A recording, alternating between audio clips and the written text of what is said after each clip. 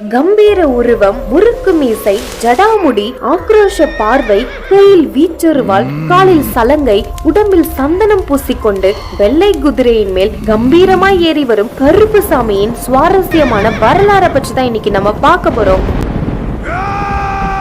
மதுரையில் இருக்கும் கல்லழகருக்கு கருப்புசாமி ஏன் காவல் தெய்வமாய் இருக்காருன்னு திகில் வரலாற்றை பற்றி தெரிஞ்சுக்கலாம் வாங்க.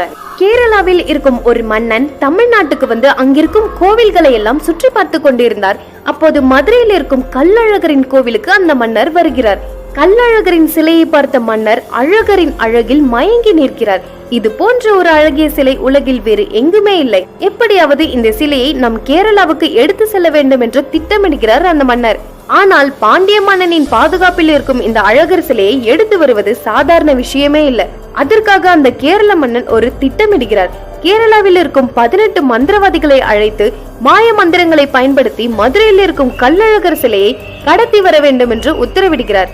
ஆனால் அந்த 18 பேருக்கும் காவலாக கருப்புசாமியை அனுப்பி வைக்கிறார் அந்த கேரள மன்னன். அடுத்த நாள் அந்த 18 மந்திரவாதிகளும் அவர்களுக்கு காவலாக இருக்கும் கருப்புசாமியும் மதுரையில் இருக்கும் கல்லழகர் கோவிலுக்கு இரவு நேரத்தில் வருகிறார்கள். 18 பேரும் கோவிலுக்குள் நுழைந்து கதவை திறந்து பார்த்து அப்படியே மயங்கி நிற்கிறார்கள். கருப்புசாமிக்கு ஒன்றுமே புரியவில்லை. இவர்கள் ஏன் இப்படி நிற்கிறார்கள் என்று அருகில் வந்து பார்க்கிறார் கருப்புசாமி. ஆனால் அழகரின் சிலையை பார்த்த கருப்புசாமி தன்னை அறியாமலே மதிமயங்கி வெளியவே நின்று கொண்டிருக்கிறார். அடுத்து அந்த 18 பேரும் கண்ணில் ஒரு மாந்திரிக மையை பூசிக்கொள்கிறார்கள். அந்த மை கண்ணில் பட்டால் அவர்கள் யார் கண்ணுக்கும் தெரிய மாட்டார்கள். ஆளுக்கு ஒரு மூலையில் நின்று அழகர் சிலையை களவாடுவதற்கு மந்திரம் போட்டுக் கொண்டிருக்கிறார்கள் அந்த 18 பேர். அப்போது அந்த கோவிலின் பட்டாச்சாரியர் ஒருவர் கனவில் கல்லழக பெருமாள் தோன்றி, என்னை 18 பேர் மாய வேலைகள் செய்து களவாட நினைக்கிறார்கள். நாளைக்கு நீ எனக்கு மிளகு அதிகம் கலந்த வெண் பொங்கலை செய்து கோவிலின் அனைத்து மூலைகளிலும் வைத்து விடுன்னு உத்தரவிடுகிறார் பெருமாள்.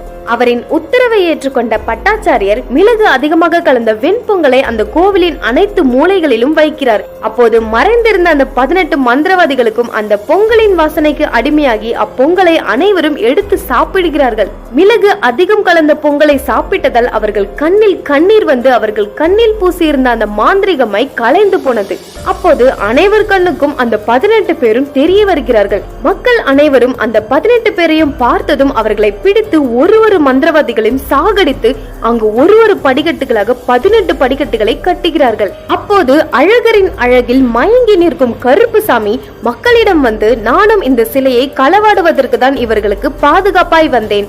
ஆனால் கல்லழகரின் அழகில் மயங்கிய நான் இனிமே வேறு யாரையும் இந்த சிலை முன் நெருங்கவே விட மாட்டேன். அதனால் கல்லழகருக்கு இனிமே நானே பாதுகாவலனாய் நிற்க போகிறேன் என்று கூறுகிறார் கருப்புசாமி.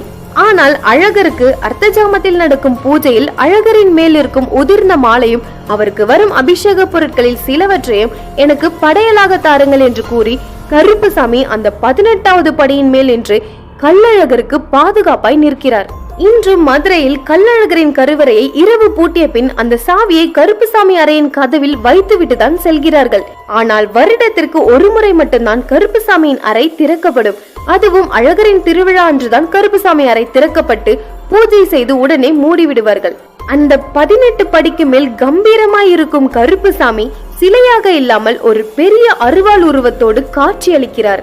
அதனால் முன்கோபக்காரனான கருப்புசாமி தீயவர்களுக்கு யமனாகவும் நல்லவர்களுக்கு பாதுகாப்பு தெய்வமாகவும் காத்து வருகிறார்.